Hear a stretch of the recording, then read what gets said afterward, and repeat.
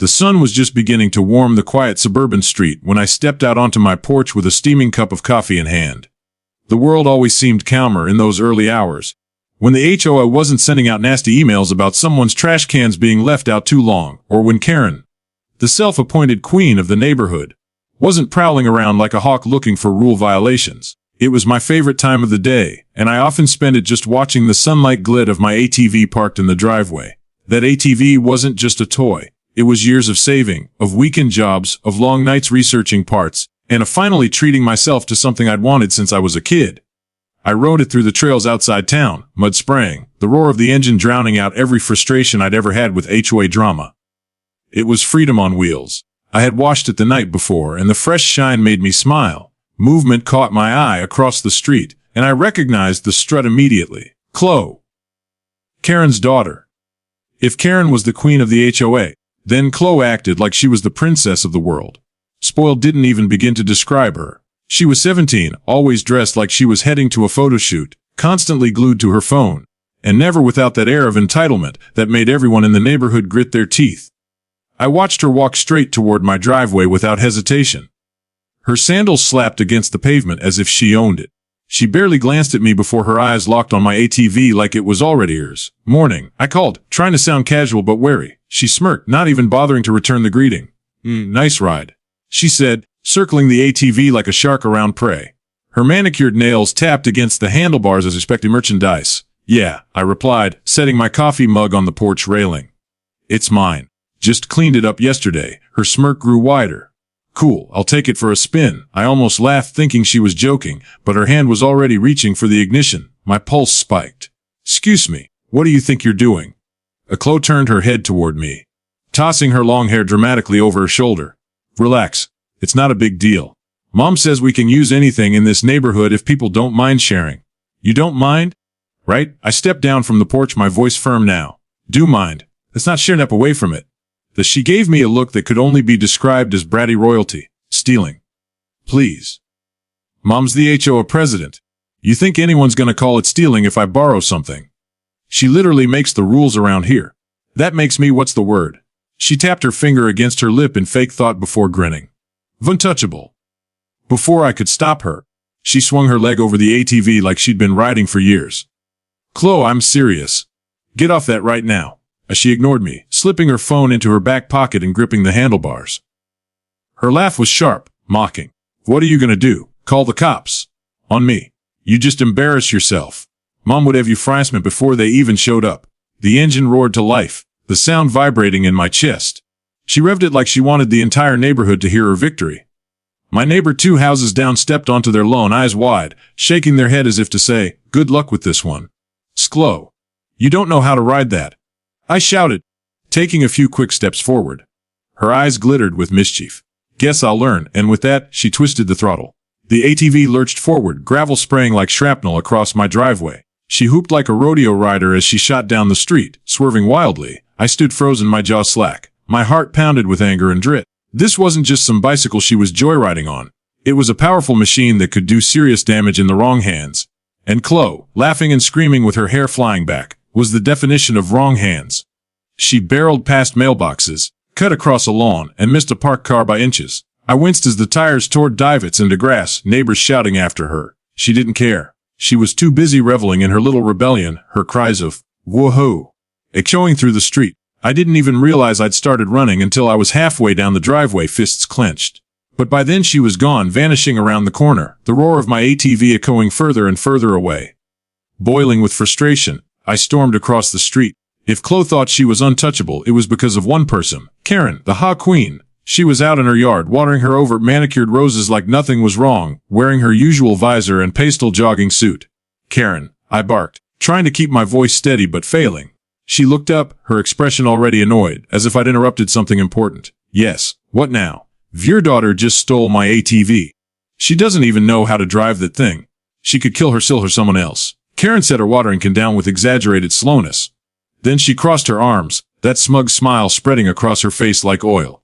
"First of all, don't you dare use the word stole. My daughter is simply borrowing it. Secondly, she's a minor. Even if she had taken it without your permission, what do you expect to do about it?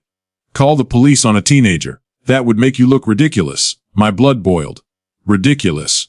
She could hurt someone. Karen tilted her head, voice dripping with condescension. You're overreacting. Chloe's a smart girl. She's fine. And frankly, you should be flattered she even wanted to ride your little toy. I repeated, almost choking on the words. She waved dismissively. Look, don't cause a scene. If you try to press charges or make trouble, I'll have the HOA board fine you for harassment or violation of community spirit or something. Don't test me. You'll regret it. I stared at her, stunned at the sheer audacity. She wasn't just excusing her daughter's behavior. She was threatening me for being upset about it. Karen picked up her watering can again, turning back to her roses as though the conversation were over. She'll bring it back when she's done. Don't be dramatic. I stood there, fists trembling, as the sound of my ATV's engine echoed faintly in the distance. Anger simmered in my chest, but beneath it was something else. Resolve. If Karen thought her daughter was untouchable, she was about to learn just how wrong she was. The neighborhood felt like it was holding its breath by the time the police street, lights flashing red and blue against the manicured lawns and identical mailbox posts. Kids who had been playing basketball froze mid-dribble.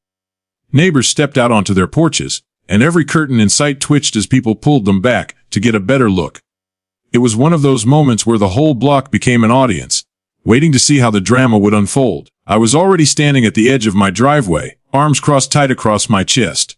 My stomach was knotted with a mixture of fury and satisfaction. For hours I'd been pacing, wondering what kind of chaos Chloe would cause with my ATV. I'd heard bits and pieces from texts and calls.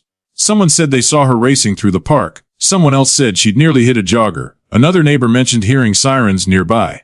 I had half expected this ending, but actually seeing the police car roll in with Chloe inside still sent a jolt through me. Through the tinted window, I caught a glimpse of her. Head down, hair a tangled mess, mascara streaked across her cheeks. Her bravado was gone. She looked small and scared, pressed against the glass like she wanted to disappear. The officer driving didn't look amused either, his jaw tight, his eyes fixed straight ahead as he pulled to a stop right in front of my house. The back door opened, and another officer guided Chloe out. The clink of handcuffs cut through the murmurs of the crowd that had gathered. She wasn't strutting anymore. She was stumbling, eyes darting nervously at all the faces watching her. Flo! Karen's shrill voice split the air as she came tearing down her walkway. She was still in her pastel jogging suit, visor crooked, hose trailing water across the lawn she'd abandoned in her rush. She looked like a general charging into battle. Vunhan, my daughter right now. Do you have any idea who I am? The officer holding Chloe didn't flinch. His voice was steady, practiced. Ma'am, your daughter is under arrest for grand theft auto, reckless endangerment, destruction of public property, and failure to comply with law enforcement. Gas rippled through the crowd. A neighbor mugged the ceramic shattering on the sidewalk. Karen's face turned red, her fingers stabbing the air like a weapon. Grand theft auto. Are you insane? She's just a child. This is harassment, plain and simple. My daughter borrowed that vehicle, and you dare bring her home in handcuffs like some criminal. The officer's expression remained firm, almost bored, like he'd dealt with Karen's 1,000 times before. Mom, your daughter drove an unlicensed vehicle through a public park, destroyed flower beds maintained by the city, nearly ran over a pedestrian, and caused several $1,000s in damages after crashing into a fence. Multiple witnesses identified her. This is borrowing. It's a Chloe, still crying, twisted toward her mother. Mom, do something. You said I was untouchable. You said no one could tell us what to do. Her voice cracked with desperation, and for the first time Smug known her, she didn't sound smug or cruel. She sounded like a scared kid. Karen looked around, realizing how many neighbors were watching, and her fury only doubled. She spun toward me, jabbing her finger like I was the root of all this. This is your fault, standing there smug, calling the police, stirring up trouble in MY neighborhood. If you had just let her have some fun, none of this would have happened. I couldn't help it. I laughed, not loud, not cruel, just a short, sharp chuckle that carried across the lawn. Fun. She stole my ATV, wrecked city property, and nearly killed someone. That's not fun. That's reckless. And it's criminal. And the fact that you still can't see that, Karen, says everything about why she thought she was untouchable in the first place. The crowd murmured in agreement. I saw nods, folded arms, people whispering to each other. The balance was shifting, and Karen knew it. She opened her mouth to fire back, but the officer cut her off. Ma'am, if you continue to interfere, we'll have to remove you from the scene. You're not above the law, and neither is your daughter. That landed like a hammer blow. Karen actually stumbled back a step, her face pale now. She looked like she'd swallowed something sore. For years she'd lorded her HOA power over everyone, threatening fines, writing nasty letters, bullying people into submission. But here now, in front of flashing lights and officers in uniform, her power meant nothing.